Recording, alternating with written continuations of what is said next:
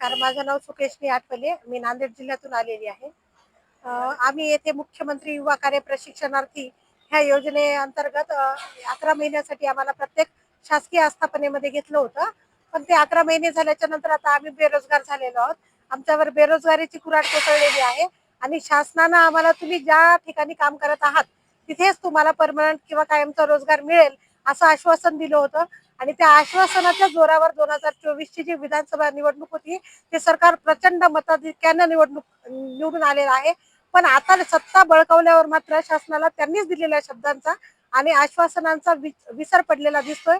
आणि आमच्या राज्यातील 1 लाखाच्या वर जी संख्या आहे ज्यांना त्यांनी घेतलं होतं 11 महिन्यासाठी ते सर्व आता बेरोजगार झालेले आहेत. आणि मग त्याच आमच्या ही जी मागणी आहे, आम्हाला मानधन जास्त नको, जेवढं होतं 10,000 तेवढंच द्या, पण आम्हाला बेरोजगार करू नका, आहे त्या ठिकाणी घ्या. यासाठी आम्ही आंदोलनाला उपोषणाला बसलेलो आहोत. मागील 3 दिवसापासून आमचं उपोषण सुरू आहे. अजून शासनाने कुठल्याही प्रकारची दखल घेतलेली नाही. पण आमचे जे सर आहेत उपोषण करते त्यांची तब्येतही आता खालवत आहे. शासनाने लवकरात लवकर त्यांच्या या तब्येतीची किंवा त्यांच्या ह्या मागणीचा विचार करावा, आमच्या उपोषणाची दखल घ्यावी, एवढीच आमची एक विनंती आहे. आणि हा बेरोजगारीचा प्रश्न आहे अतिशय तुटपुंजा 10,000च्या मानधनावर सुद्धा आम्ही काम करायला तयार आहोत. पण आम्हाला घरी बसू नका एवढीच एक विनंती आहे आम्हाला शासनाला.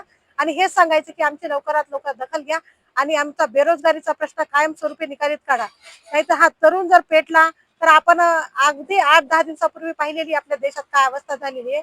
त्यामुळे शासनाने लवकरात लवकर ह्या ज्या आमच्या मागणीची तात्काळ दखल घ्यावी एवढी एक विनंती. देवेंद्र फडणवीस होश में आओ. अरे या सरकारचं करायचं काय? खाली मुडका वर पाय. अरे या सरकारचं करायचं काय? देवेंद्र फडणवीस होश में आओ. मंगल प्रभात लोढाचा राजीनामा झालाच पाहिजे. मंगल प्रभात लोढाचा राजीनामा झालाच पाहिजे. हम